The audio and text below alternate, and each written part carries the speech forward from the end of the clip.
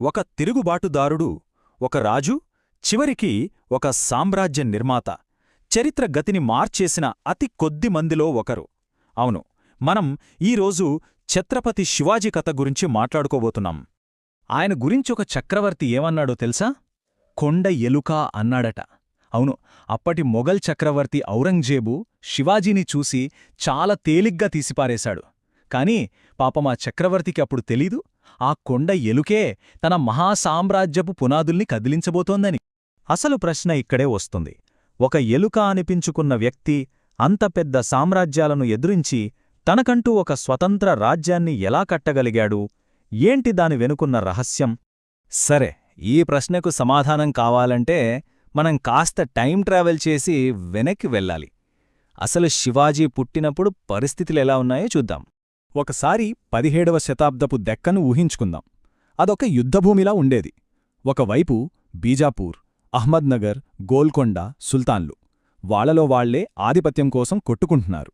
ఇంకోవైపు ఉత్తరం నుంచి శక్తివంతమైన మొఘల్ సామ్రాజ్యం దూసుకొస్తోంది. ఈ రాజుల అధికారదాహానికి సామాన్య ప్రజలు నలిగిపోతున్నారు. అంతా గందరగోళం. సరిగ్గా ఇలాంటి పరిస్థితులే ఒక కొత్త నాయకుడి రాకకు రంగం సిద్ధం చేశాయి. అలాంటి అల్లకల్లోలమైన రాజకీయ వాతావరణంలోనే ఒక జాగీర్దార్ కొడుకు చరిత్ర గతిని మార్చడానికి సిద్ధమయ్యాడు. శివాజీ ప్రస్థానం చాలా చిన్న వయసులోనే మొదలైంది. ఆలోచించండి, కేవలం 16ఏళ్లకే తోర్నాకోటను గెలిచాడు. అదొక్కటే కాదు, ఆ తర్వాత 2ఏళ్లలోనే పూణే చుట్టూ ఉన్న పురందర్, కొండానా లాంటి కీలకమైన కోటలన్నీ ఆయన చేతికొచ్చాయి. ఇక 1656లో జావ్లిలోయను గెలవడమనేది ఆయన ఎదుగుదలలో ఒక టర్నింగ్ పాయింట్ అని చెప్పొచ్చు. మరి ఇంత వేగంగా విజయాలు ఎలా సాధించాడు? అస్సలు సీక్రెట్ ఇక్కడే ఉంది, ఆయన యుద్ధతంత్రంలో. చూడండి, ఒకవైపు మొఘలులు, సుల్తాన్ల దగ్గర లక్షల సైన్యం, పెద్ద పెద్ద ఫిరంగులు ఉండేవి.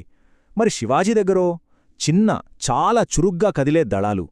వాళ్లు సాంప్రదాయ యుద్ధం చేస్తే శివాజీ గెరిల్లా యుద్ధం చేసేవాడు. ఆ సహ్యాద్రి కొండలు, అడవులే ఆయనకు ఆయుధాలు. శత్రువుల మీద మెరుపుదాడి చేసి వాళ్లు తేరుకునే లోపే మాయమైపోయేవాడు. దీన్నే గనిమికావా అంటారు. అదొక గేమ్ చేంజర్ అన్నమాట. శివాజీ తెలివికి, ధైర్యానికి ఒక perfect example Afzal Khan episode. ఆలోచించండి, బీజాపూర్ సేనాని అఫ్జల్ ఖాన్ భారీ సైన్యంతో వచ్చాడు. శివాజీని చర్చల పేరుతో పిలిచి కౌగిలించుకునే నెపంతో చంపేయాలని ప్లాన్ చేశాడు. కాని శివాజీ ఒక అడుగు ముందే ఉన్నాడు. చేతికి దాచుకున్న పులిగోర్లతో ఖాన్ పొట్ట చీల్చేశాడు. అందుకే జదునాథ్ సర్కార్ లాంటి చరిత్రకారులు దీన్నేమన్నారంటే వజ్రాన్ని వజ్రంతో కోయడం అని. అయితే శివాజీ ప్రయాణంలో అన్ని విజయాలే లేవు, కొన్ని ఎదురుదెబ్బలు కూడా తగిలాయి. 1660